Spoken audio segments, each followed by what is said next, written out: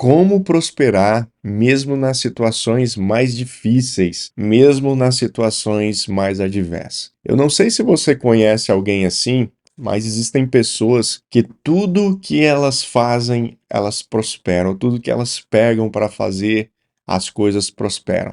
Até mesmo nos cenários mais adversos, nos cenários mais difíceis, mais ruins, essas pessoas conseguem se sobressair nesses cenários, conseguem prosperar, conseguem avançar. Parece que tudo que elas fazem vai bem, né? Parece que tudo conspira ao seu favor. Na oração da noite de hoje, Deus tem uma mensagem para você, para que você entenda por que que isso acontece? Claro que isso não é uma regra, mas existe aqui um princípio por trás que é muito importante que você entenda. E eu quero convidá-lo a ficar comigo até o final para que eu possa orar pela sua vida e abençoá-lo em nome de Jesus. Antes de nós prosseguirmos, eu quero dar as boas-vindas para você que está chegando aqui no Vivendo pela Vida. E se você ainda não é inscrito aqui no canal, inscreva-se. Se preferir nos ouvir através de uma plataforma de podcast, nós estamos nas principais. Então basta procurar por Vivendo pela Vida Cast. Mas vamos lá, indo diretamente ao ponto, existem pessoas que prosperam mesmo nas adversidades, mesmo com o vento contrário, mesmo quando as coisas estão fora de lugar, as situações não são favoráveis, essas pessoas avançam, dão a volta por cima, elas se erguem e muitas vezes quando elas se erguem, elas voltam ainda mais fortes, ainda maiores do que eram antes. Esse é o caso de José, né? Você já tem ouvido aí um pouco sobre a sua trajetória, sobre a sua história. E hoje nós vamos trazer aqui um ponto específico na noite de hoje, que é quando José foi acusado pela esposa de Potifar, né, de assediá-la, né, de querer deitar com ela, onde na verdade foi uma mentira. Foi a esposa de Potifar que armou tudo, porque ela sentia desejo em José, e José não quis pecar contra Deus, nem contra o seu senhor, então ele acabou fugindo. Só que a esposa de Potifar contou uma outra versão, né, para o seu esposo, de que foi agredida, de que foi assediada, e aí, obviamente, o seu marido acreditou nela, na palavra dela, e aí a atitude dele foi de jogar José na prisão. E aí lá em Gênesis, capítulo 39, a partir do versículo 19, nós vamos ver a narrativa que conta essa parte da história. Ao ouvir a mulher contar como José a havia tratado, Potifar se enfureceu, pegou José e o lançou na prisão, onde ficavam os prisioneiros do rei. E ali José permaneceu. Mas o Senhor estava com ele na prisão e o tratou com bondade. Fez José conquistar a simpatia do carcereiro, que em pouco tempo encarregou José de todos os outros presos e de todas as tarefas da prisão. O carcereiro não precisava mais se preocupar com nada, pois José cuidava de tudo. O Senhor estava com ele e lhe dava sucesso em tudo o que fazia. Então, querido, presta muita atenção, de forma muito clara, simples. O que a mensagem de Deus, o que a palavra de Deus está falando para você na noite de hoje? Observe que a vida de José, até aqui, ela vem sofrendo uma série de contratempos. Ou seja, os seus irmãos tinham ciúme da sua vida, tentaram matá-lo, não deu certo, venderam ele como escravo, ele foi vendido para Potifar, né, o oficial egípcio. E agora, o último episódio é que ele foi caluniado pela esposa de Potifar, que armou contra a sua vida, uma vez que ela não obteve aquilo que ela queria. Ela acabou invertendo a história, jogou toda a culpa em cima de José, né, criando uma narrativa mentirosa.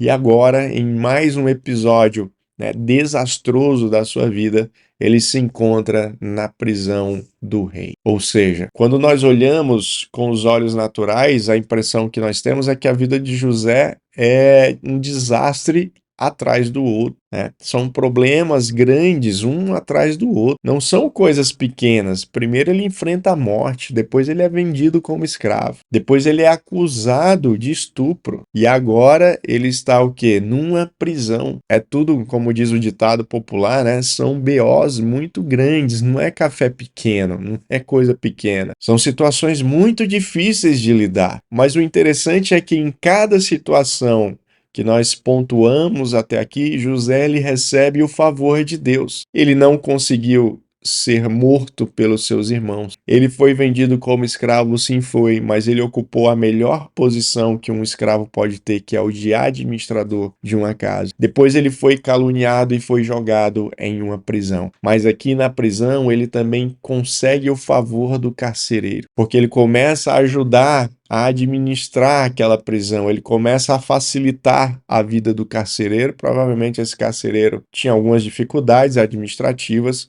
e José, ao invés de ser mais um problema, José traz a solução. E talvez você pense, mas José é um homem de sorte, mas José era inteligente, mas José adquiriu habilidades que eu não tenho. Não, eu vou te dizer qual é o segredo que está por trás da prosperidade de José. E o segredo se encontra justamente no versículo 23, ali na segunda metade, onde diz o seguinte: o Senhor estava com ele e lhe dava sucesso em tudo o que ele fazia. Percebe? O Senhor, Deus, estava com José, por isso que ele prosperava. Mas eu vou aqui mais a fundo nesse versículo. Além de Deus estar com José, José estava com Deus, porque em nenhum momento ele perde a sua confiança, em nenhum momento você vê aqui a narrativa dizendo que José murmurou. Você não vai encontrar aqui José, como outros homens e mulheres fizeram em situações difíceis da sua vida, onde eles quiseram amaldiçoar o dia do seu nascimento, quiseram amaldiçoar inclusive o próprio Deus pelo perrengue que estavam passando, mas José não, em nenhum momento ele reclama, em nenhum momento ele briga com Deus por causa disso. Em nenhum momento ele desobedece a Deus. Porque ele poderia muito bem ter desobedecido a Deus com a mulher de Potifar. Quer saber de uma coisa? Já tentaram me matar, já fui vendido como escravo, né? Provavelmente a mulher de Potifar era uma mulher, né, muito bonita, então ele poderia ali ter cedido à tentação. Mas não, José em nenhum momento murmura, em nenhum momento reclama, em nenhum momento amaldiçoa.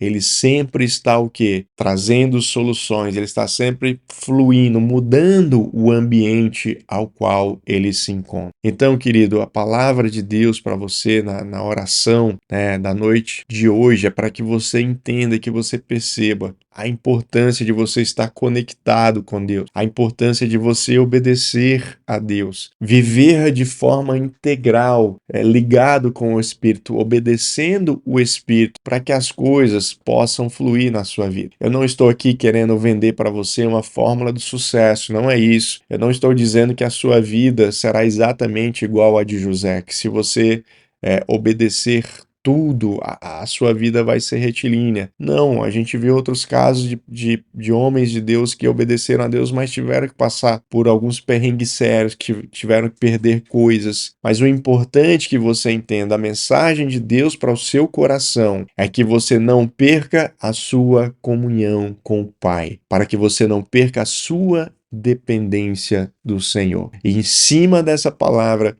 eu quero orar pela sua vida e abençoá-lo em nome de Jesus. Meu Deus e meu Pai, eu quero nesse momento colocar a vida do meu irmão e da minha irmã diante do Senhor, te pedindo, Pai, que essa palavra ela venha produzir frutos no seu coração, que ele entenda a importância e a necessidade de estar com o Senhor, de servir ao Senhor independente das fases, independente das circunstâncias, independente dos cenários, dos ambientes aos quais ele tem passado, mas que essa união, que essa comunhão contigo, Pai, seja o passaporte para que ele avance, seja o caminho para que ele chegue até o alvo, apesar das intempéries, apesar das dificuldades, apesar dos obstáculos que se apresentam na sua vida, que ele possa continuar trilhando em obediência e em santidade ao Senhor, entendendo, Pai, que o Senhor estando com ele será um homem próspero, uma mulher próspera. Ele irá avançar diante dos seus inimigos, diante das batalhas, diante das calúnias. O inimigo ele pode até tentar se levantar, ele pode até tentar derrubá-lo, mas se ele estiver alicerçado no Senhor, Pai, ele continuará caminhando, ele continuará seguindo, porque estando com o Senhor, ninguém poderá parar. Então que essa palavra abençoe a sua vida, abençoe o seu entendimento, abençoe a sua jornada, Pai, para que o teu nome seja glorificado e para que o teu nome seja honrado. Se você recebe essa palavra, se você recebe essa oração, já digita aí nos comentários, amém.